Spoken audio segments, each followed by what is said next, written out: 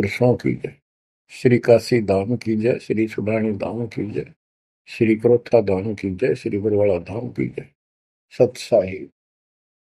बच्चों, परमपिता परमात्मा कबीर जी की असीम रजा से अपने को अपने घर की जानकारी हुई है। अब लगन लगी है अपने को अपने घर जाने की। इतना ज्ञान समझ के, इतने प्रमाण देख के सामान्य व्यक्ति भी इस ज्ञान को सुन रहा हो ना, कति अनपढ़ हो,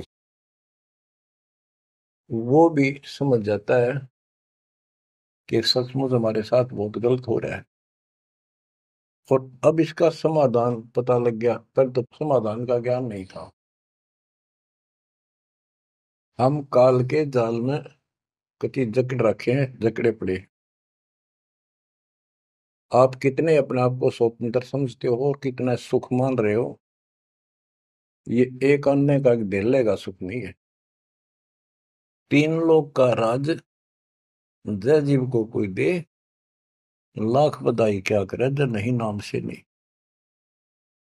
यदि भक्ति नहीं करता, और भक्ति भी सच्ची नहीं करता सत्पुरुष की, तो कहते हैं तीन लोक का राज, पृथ्वी लोक, पाताल और स्वर्ग लोक, इन तीनों लोकों का राज्य भी प्राप्त हो जाए तो अभी वो एक दिल्ले का आदमी नहीं, दो कौड़ी का जीव है जब भक्ति नहीं करता। परमात्मा की सत्य भक्ति कोई करो, राजा करो, रंग करो, जनता करो, चाहे सेठ करो, मजदूर किसान करो, दुकानदार करो, सबको राम मिलेगा, सबको सतलोक प्राप्ति होगी, पर मर्यादा में रहना होगा। अभी तक अपने को सच्ची भक्ति नहीं मिली, सच्चा ज्ञान नहीं मिला था। हम बहुत तड़पते थे, परमात्मा के लिए भटकते भी थे, लेकिन कहीं भी रास्ता नहीं मिला। आखिर में नास्तिक होना शुरू हो गए थे, नास्तिक।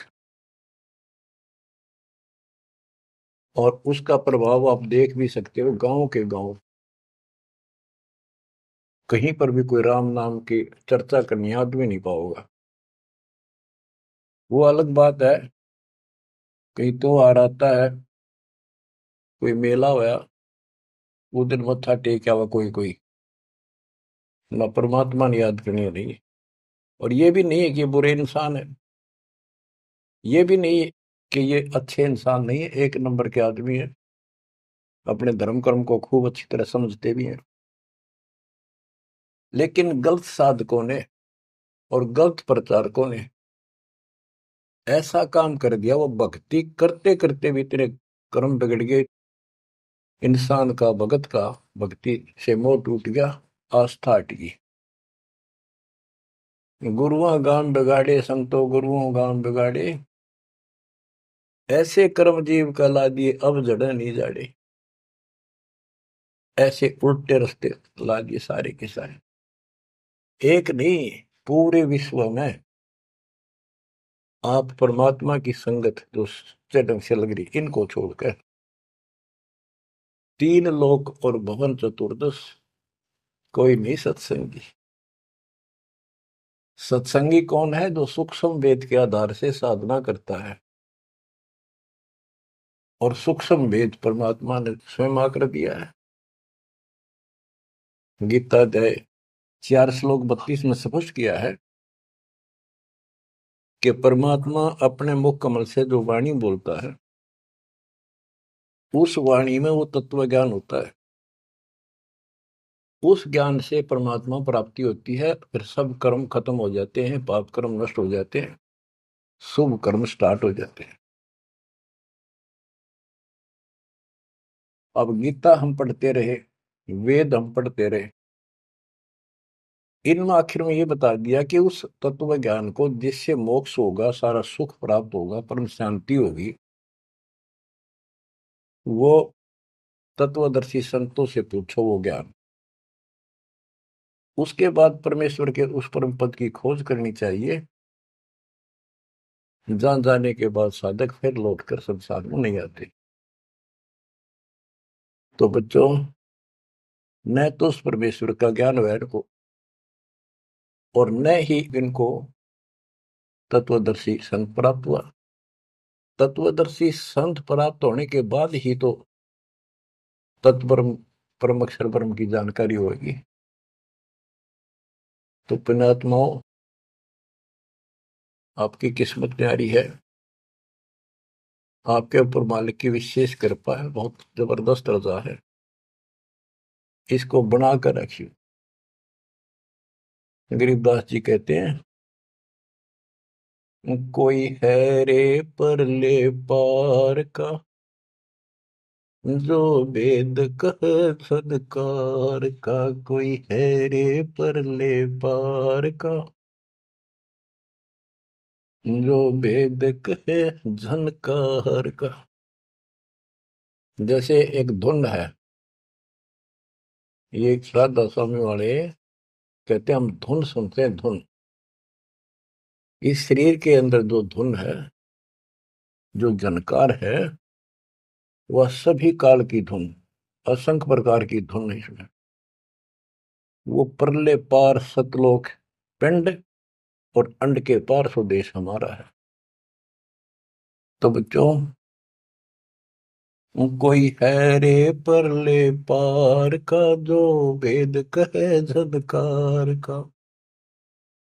परले पार 21 ब्रह्मांड और 7 संख्य ब्रह्मांड से पार जो सतलोक है, अगर कोई कहे कि मैं वहां की बात जानता हूं, तो बताओ वहां की उस जनकार, उस धुन का भेद बताओ कैसी है। वार का अर्थ है इस काल के जाल में, पार का अर्थ है सतलोक पहुंच गए जो, वो पार है। कोई है रे परले पार का, जो वेद कहे झनकार का। वारही गोरख वारही दत्त, वारही ध्रुव प्रहलाद अर्थ। वारही सुखदेव वारही व्यास, वारही पारासुर प्रकाश। गोरख, दत्तात्रेय, ध्रुव, प्रहलाद, सुखदेव ऋषि, पारासुर जैसे, व्यास, ये सब उर्ली साइड है, काल के जाल में ही है। वारही दुर्वासा दरवेश, वारही नारद सारद शेष। वारही भर्तरी गोपी चंद, वारही सनक सनंदन बंद। दुर्वासा, नारद, शारदा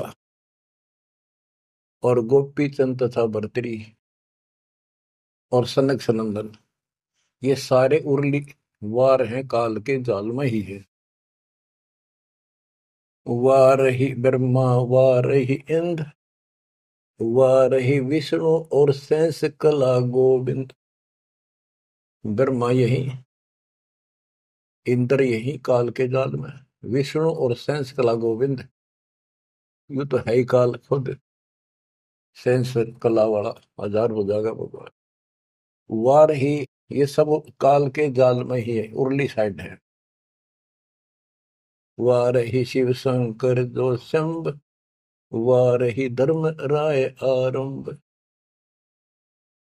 वार ही शिव शंकर, वार ही धर्म राय, जो लेखा जोखा करता सबका। वार ही धर्म राय धर धीर, परम धाम पहुंचे कबीर। रग यदुश्याम अथर्व वेद, परम धाम नहीं लहा वेद। के परम धाम के और परमात्मा स्वयं आए थे, वो स्वयं ही जाते हैं और स्वयं ही अपने बच्चों को लेकर जाते हैं। रग, यजु, साम, अथर्व, इनमें उस परम धाम का भेद है ही नहीं, ज्ञान ही नहीं है, वहां जाने की विधि नहीं। अलल पंख अगाध बेव, जैसे कुंद सुरती सेव। वार पार थे हन था, गरीबदास निर्गुण निगाह। कि उसका किसी को वार पार नहीं है, केवल परमात्मा आए उन्होंने ये ज्ञान बताया। बच्चों, परमपिता परमात्मा को ठीक से समझो।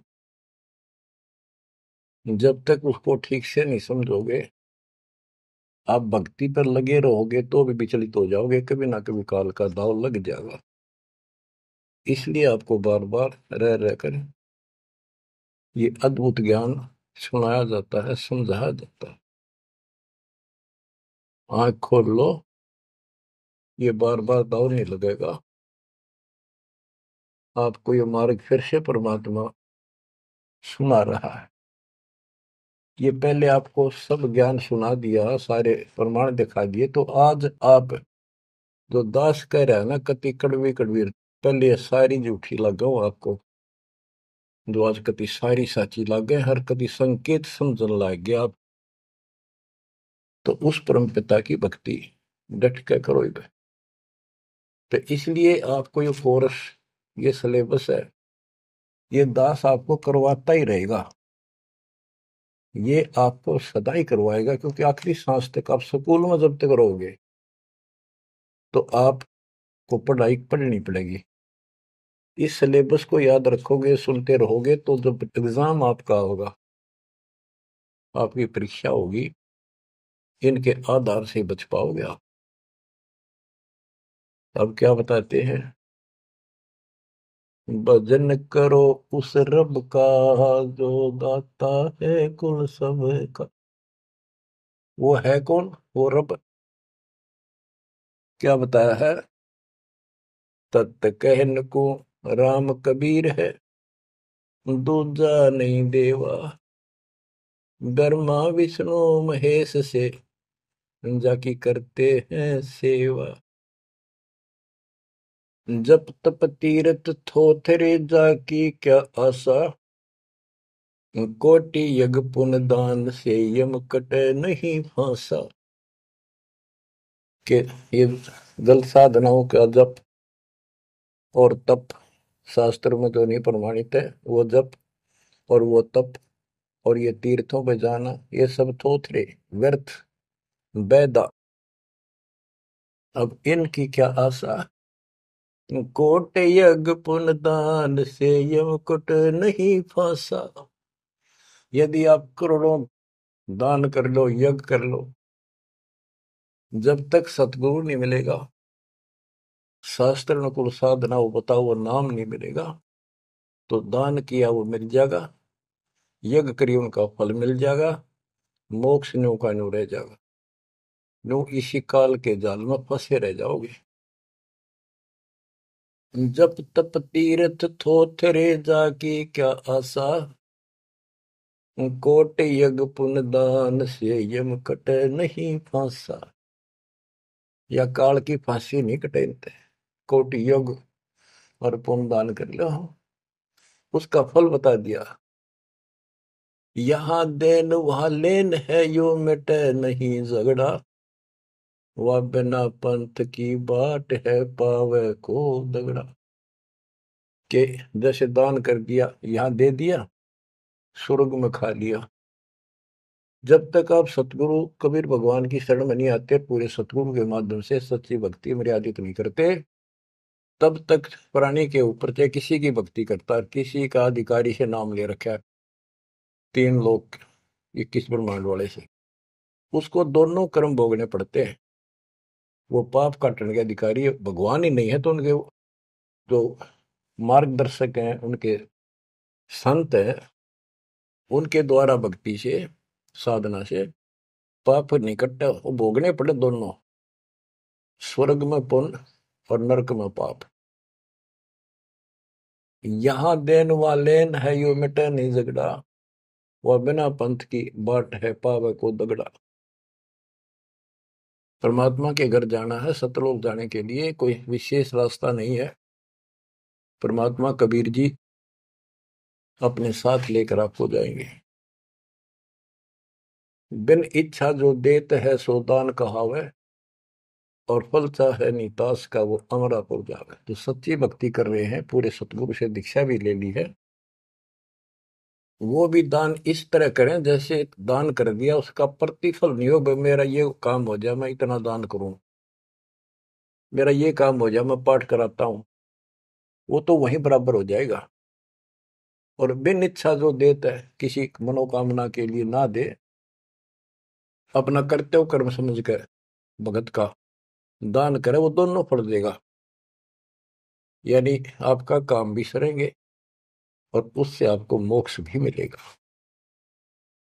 सकल दीप नौखंड के क्षत्रिय जिन जीते, सो तो पद में ना मिले विद्या गुण जीते। परशुराम जी को बहुत बड़ी महिमा प्राप्त हुई थी कि उसने अक्षत्रियों को कति काट दिया था गंडासे फरसे के साथ। क्योंकि जब इंसान के पास सारी सुविधा हो जाती है वो बकवादी हो जाता है, कोई भी हो, चाहे क्षत्रिय हो चाहे बिना क्षत्रिय हो। तो ये